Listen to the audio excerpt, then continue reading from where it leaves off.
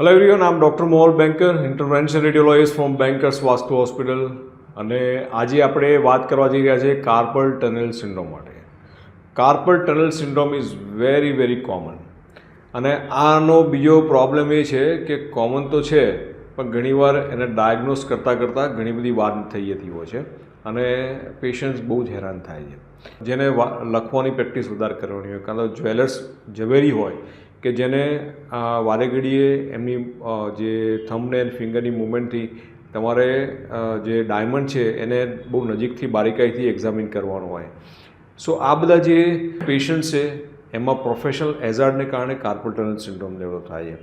Diabetic patient છે, રૂમેટિક arthritis patient છે, એ લોકોને આ જે કાર્પલ ટનલ સિન્ડ્રોમ છે એની અંદર જે રિસ્ક છે એ બેન પર સોજો આવે એટલે દબાણને કારણે ડેવલપ થાય. તો there are lots of reason. સૌથી પહેલાં સમજીએ કે આ થાય છે કેમ, અને તમે એ સમજશો તો આઈડિયા આવશે કે એની ટ્રીટમેન્ટ કેવી રીતે કરવી જોઈએ. અને હવે જે એડવાન્સ ટ્રીટમેન્ટ આવી એમાં સર્જરીની જરૂર જ નથી. સો સૌથી પહેલાં સમજીએ કે આ થાય છે કેમ. તો આ રિસ્ટનો બેન્ડ છે અને રિસ્ટમાં તમે જોશો કે આ જે ટેન્ડન્સ અને લિગામેન્ટ જે અંદર જાય છે એની જોડે એક મીડિયન નર્વ પણ અંદર જાય છે. હવે આ જ્યારે અંદર જતું હોય ત્યારે રિસ્ટ પાસે એક આ બેન્ડ આવેલો છે કે જે એને દબાણમાં રાખે છે. એ દરેક વસ્તુ અલાઇનમેન્ટમાં રાખે છે.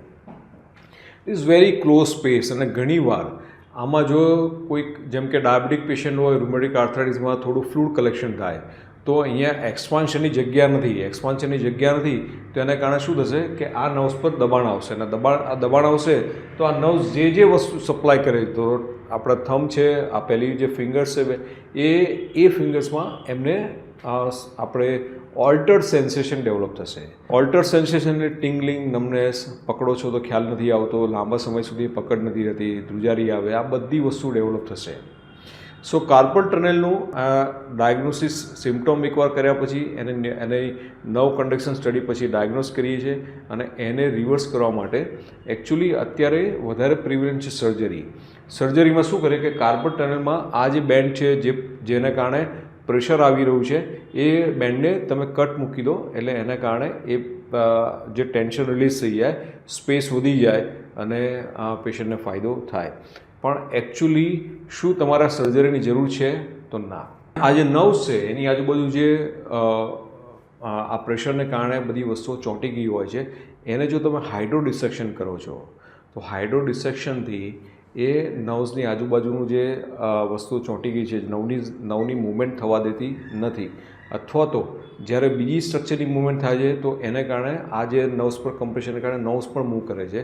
આ બધાને કારણે જે નર્વની ફ્રી મૂવમેન્ટ નથી થતી અને એને કારણે સિમ્પટમ ડેવલપ થાય છે. જો તમે સરાઉન્ડિંગ સ્ટ્રક્ચરને તમે રિલીવ કરી નાખો છો, નર્વ્સની જે ચોંટાયેલા છે, તો આ સિમ્પટમને તમે આપણે રિવર્સ કરી શકો છો. અને that is called hydro dissection of the median nerve. એમાં આપણે સોનોગ્રાફી ગાઈડેડ એક્ઝેટા નર્વ્સ એમાં જોઈ અને એની અંદર અમે સ્પેશિયલ ફ્લૂડ ઇન્જેક્ટ કરીએ છીએ. આ ફ્લૂડ એક્ઝેક્ટલી જે નર્વ્સ હોય એના પાથમાં ઇન્જેક્ટ કરીએ, જેને કારણે નર્વ્સ છે આજુબાજુના સ્ટ્રક્ચરથી સેપરેટ થઈ અને એની જે કાર્પલ ટનલ સિન્ડ્રોમના જે સિમ્પટોમ છે એ બધા સબસાઇડ થઈ જાય છે વિથ સિંગલ નીડલ પંચર, કોઈ પણ જાતના કટ ટાંકા વગર. જ્યારે તમે સર્જરી કરાવો છો તો આખી એ માઇનોર પ્રોસિજર છે અને પ્લસ તમે પરમનન્ટલી રિસ્ટ જોઈન્ટનું જે સ્ટ્રક્ચર છે એ તમે ડેમેજ કરો છો, લૂઝ કરી નાખો છો. ત્યારે આની અંદર તમે કોઈ ટાંકા કટ કરતા નથી, એક નીડલ પંચરથી આખી પ્રોસિજર થાય છે. જસ્ટ 5-10 મિનિટ જોબ અને તમે સિમ્પટોમમાંથી રિલીફ થઈ જાઓ છો. તો યાદ રાખો, કાર્પલ ટનલ સિન્ડ્રોમથી પીડાતા હો તો તમારે ઓપરેશનની જરૂર નથી. વગર ઓપરેશને તમે આ હાઇડ્રો ડિસેક્શનની સારવાર કરાવો અને ઓપરેશન મટાડો.